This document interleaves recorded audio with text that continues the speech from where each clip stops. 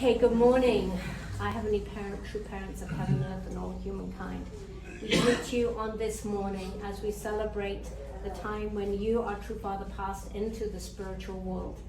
Heavenly Parent, we know that the spiritual world is very close to us at this time, and each one of us has our ancestors in the spiritual world, and we welcome you all into this room. We may not be so many of us, but you are here with us at this time. We pray for our true Father in the spirit world and true Mother here in the physical world, as they are united as one couple centering upon you, the true parents of heaven, earth, and all humankind. We pray for our brother Jesus, whose hopes are being fulfilled through the marriage supper of the Lamb, through the true parents, that we can be here as ourselves, many of us as blessed couples, and with children ourselves. Heavenly Parent, you just want to be with your children. You had a dream at the beginning, and your dream was that you would have a family, and that your family would inherit this earth, and we would really have fun together experiencing this beautiful world that you created. And that we would go out surfing and skiing and doing all kinds of things together, and that you would join us. And now is the time, through the opening of the Cheongguk and through the opening of the Cheongwangung, that you, Heavenly Parent, can dwell with us substantially. Though we are in the Cheongguk, but I have to step over that line into the Cheongguk and really believe and know that you, Heavenly Parent, want to dwell substantially with me and with each one of us. So Heavenly Parent, join with us now, and please enjoy this time that we have with you. And true Father, come and join with us now. And we pray for true Mother, we pray for her health and safety in Korea at this moment in time. We pray for our brothers and sisters all around the world, that peace can come to this world, that the brothers and sisters, we can all stop fighting one another and understand that peace starts with me. Peace starts within me. When I can I love myself and love others around me, then peace can come to this world. So I thank you for each and every special person here in this room, and may we go forth in this day with love in our hearts. And I offer this prayer in attendance to Holy Mother Han, in gratitude, Stefan and Jane Berger, blessed Central Family. Adieu. Adieu. So the question of the day is, in commemorating Father, you can answer one of the two questions. What's your favorite memory about true Father? Or what's your favorite memory about your own personal father? Or you can do both.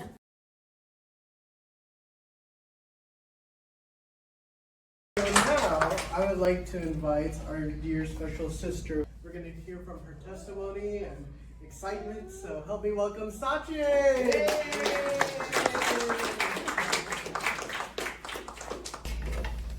Hello, everyone. And during this spirituality workshop, I completed 3 main conditions. The first one was chanting prayer. I chanted Holy Mother Han 1,000 times a day, along with the names of a few other people. And the second condition was 120 bows. It was physically challenging for me, but it helped me to connect more deeply with Heavenly Parents. And the third one was the silent condition, also known as a quiet time. And since I tend to talk a lot, it was hard for me to not speak with others. But through this condition, I had deep realization that True Mother had to be silent for 52 years. And I was silent for only 3 days. So yeah, so through that, I was able to feel a glimpse of True Mother's pain and suffering. And I also felt the loneliness in Heavenly Parents' heart. And Heavenly Parents had been calling our names for 6,000 years, but we couldn't hear their voices for a long time. And I felt the deep sorrow from this silent condition. But I was also grateful that I was able to resonate even a little bit with that heart. And during one of the prayer nights, Heavenly Parents spoke to me saying that you have talents on singing and drawing, why aren't you using them? And that really struck me deeply, because up until then I had never seriously considered using my talents for Heavenly Parents and true parents, and felt hesitant at first, but I thought to myself I should try, so I took that step, and that's how my music making journey began. And for music journey, in March I went to 40 Days International Workshop in Chongpyeong in 2025 in Korea, And while I was there, I spent most of my time creating music using app of AI and in SeongHwa. And that time, me and Heavenly Parents were communicating on making music and adjusting words and lyrics when the words had to be changed. And after returning from the workshop, I began recording my own vocals and uploading them on YouTube. And I also made a personal promise with Heavenly Parents to complete at least 13 songs and post them before going to the spirituality workshop in Las Vegas. And that promise became my motivation and one of my conditions before I attended this spirituality workshop. And then during the spirituality workshop, right after I finished my silent condition, I was listening to my music while I was feeling spiritually low in SeongHwa. And that's when Hyojinim appeared and said, "You have completed your promise. I'm glad you're listening to our music." And I asked I thought I was making music with Heavenly Parents. Then Hyojinim replied to me saying that you were making music mostly with me. Yeah, it was surprising. And from that moment, I realized that Hyojinim was the one working through me this whole time. And then on one of the Sunday services, we went out to witnessing to Christian churches and divided ourselves into 3 teams. My team visited Reconciliation Church. As part of our offering, we sang 2 songs, Mother's Promise and Waymaker. And while we were performing, I felt Heavenly Parents' love strongly that I shed in tears. And in that moment, I experienced the warmth of Heavenly Parents and also felt that this Christian church is truly spiritually alive. And the pastor of the church, Bishop Thomas, had recently returned from Korea, where he received a blessing from True Mother. His sermon that day was centered on meanings and power of prayer. He explained that prayer is direct connection with God. It brings peace to our hearts, strengthens our faith, and helps us receive God's guidance. Through prayer, we can ask for forgiveness, express gratitude, and draw closer to God so that His will can shape our lives. After that sermon, Bishop Thomas shared about his family. The organist was his son, the drummer was his grandson, one of the back singer was his daughter, and one of the main singer was his granddaughter. He expressed how meaningful it was to see 3 generations serving together in the church, and emphasized that importance of passing on God's lineage through the generations. Through the sermon, Bishop Thomas also mentioned Heavenly Parents many times, and in those moments, I felt a deep sense of unity between Christianity and our movement. Did I reach all these goals? The first main 7 reasons I went. Number 1, to learn deeper about True Parents and Heavenly Parents. Yes, I learned through True Parents theology, and I was able to, through Mount Charleston too, I was able to feel more heart about True Parents and Heavenly Parents. And number 2 is to understand True Mother and Heavenly Mother more in order to understand my mother and to receive her love. Yes, by learning, understanding True Mother's path and her sorrowful and suffering that she had to go through, I was able to resonate more and understand her heart. Number 3 is to gain unshakable faith and relationship with Heavenly Parents and True Parents. By communicating, using all the tools like praying, making conditions, learning more deeply about True Parents' life course, and meditation. And number 4 was to have more deeper understanding of spirit world by receiving lectures from Dr. Ryut-san. His lecture was also talking about the spirit world, and also by connecting with Heavenly Parents and True Parents, I was able to understand that. And to learn how to pray publicly.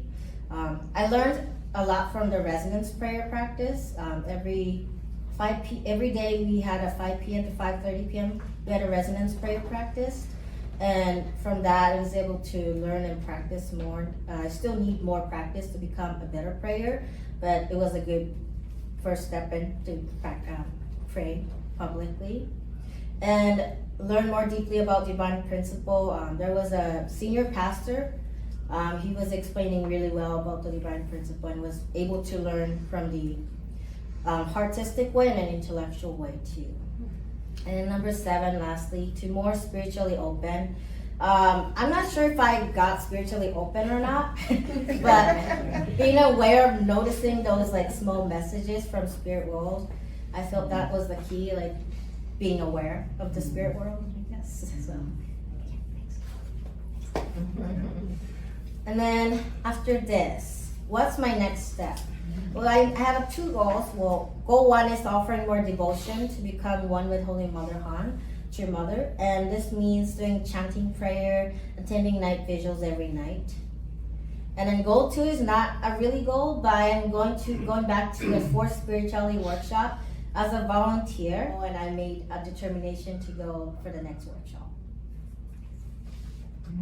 Thank you. Thank you, Sachie. We have another person who did the 40, or who also attended the workshop, but also he did 3 years of GPA, which is our missionary kind of workshop for the younger generation. So he's been out for 3 years. He's really old. He's really old. And he did a 40-day workshop. So he's going to share a little bit about his testimony about the spirituality workshop, I'm assuming. So, you welcome, David. Yay!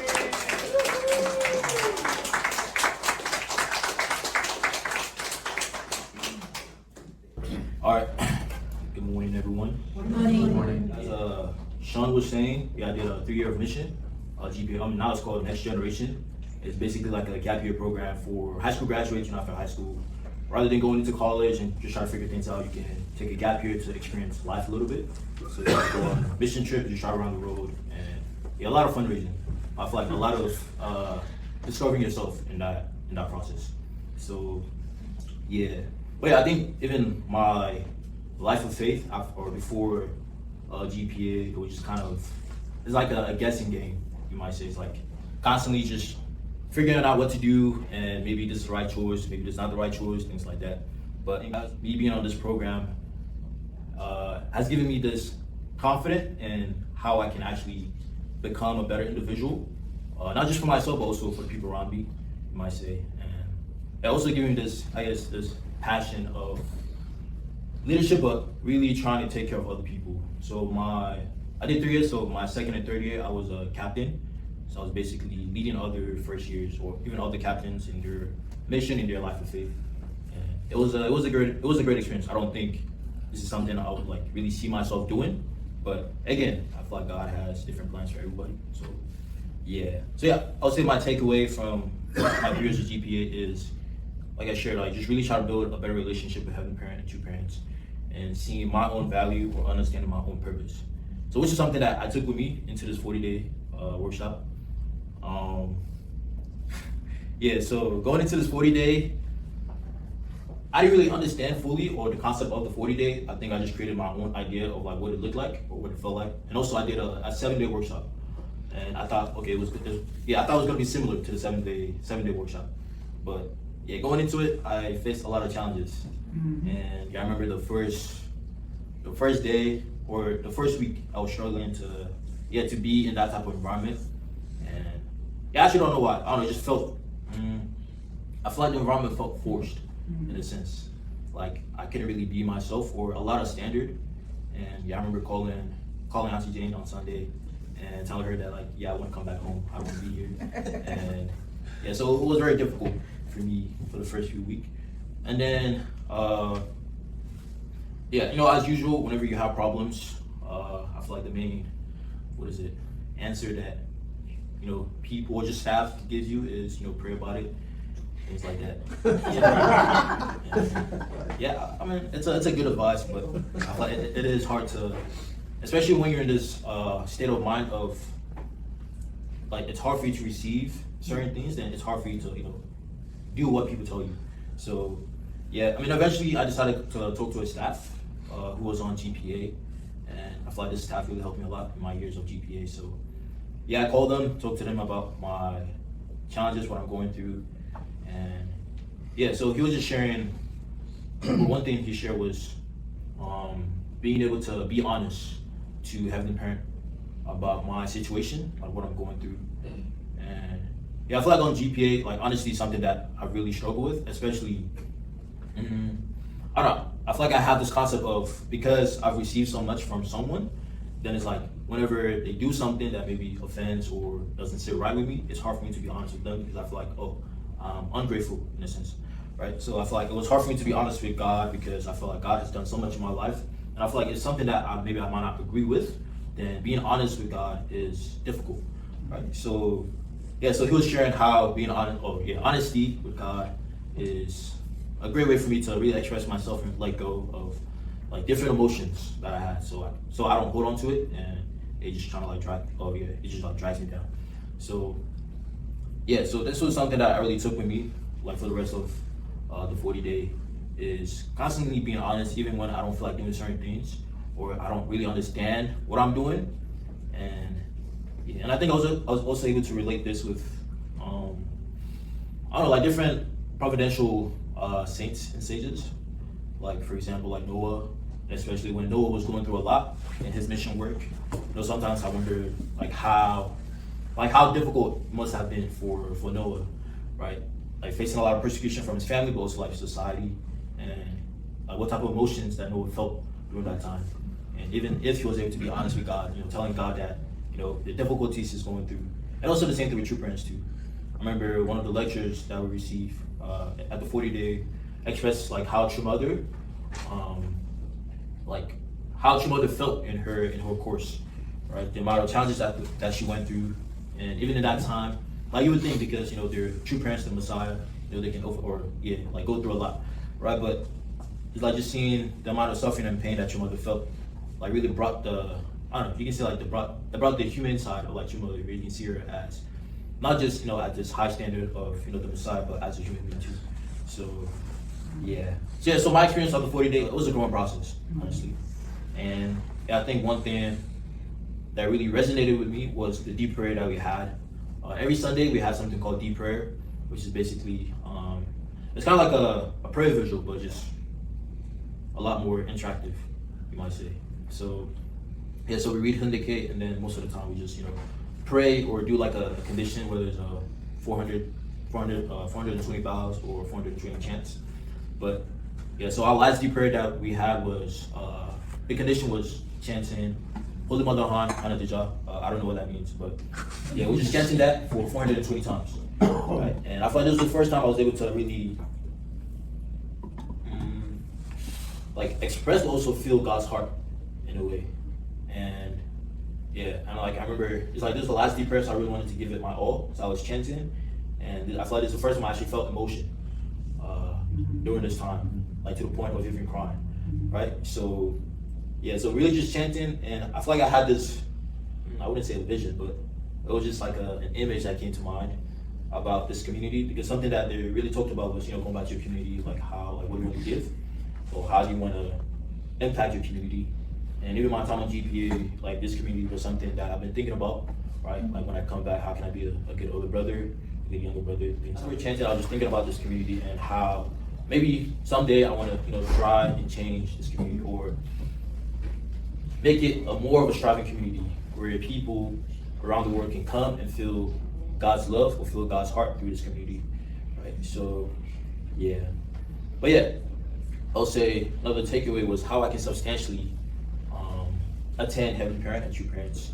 And I think even just being able to substantially attend Heavenly Parent and True Parents is something that we're still, trying to, or for myself, I'm still trying to figure it out or work it out, right? But I think one way is just honestly, whatever I do, just being able to put Heavenly Parent first, right? Being able to put your parents first, and whether it's through chores in the house or just helping out, whatever needs help. And but I feel like having God at the forefront of my mind is something very important, and I feel like it's a way that I can really substantially attend Heavenly Parent and also attend True Parents during this time. So moving forward, I just hope to continuously to still invest in my relationship with Heavenly Parent and True Parents.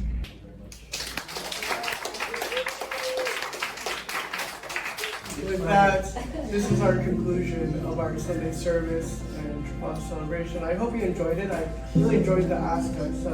We brought the fruits of True Father, the legacy of it. So with that, please join me in prayer. Thank you, Heavenly Parent, for this wonderful day where we can celebrate you, Heavenly Parent, and we can celebrate you, True Father. I know you're doing so much work. You've done so much work in the physical world, and you still do so much work in the spirit world. We all can feel it, Heavenly Parent. And we're so grateful that you laid the foundation and really laid the path for our hearts to be really reunited truly for the first time ever with you, Heavenly Parent. Without you, Father, nothing would have happened, Heavenly Parent. And so we're so grateful for each and every person, and we're so grateful for the younger, the older, every generation, and our ancestors, and our lineages to come. We're so grateful for each and every moment that we share with one another. The smile, the hug, the greetings. So we're so grateful that we can be unified under one family, under God. I pray in the attendance of Holy Mother Jesus.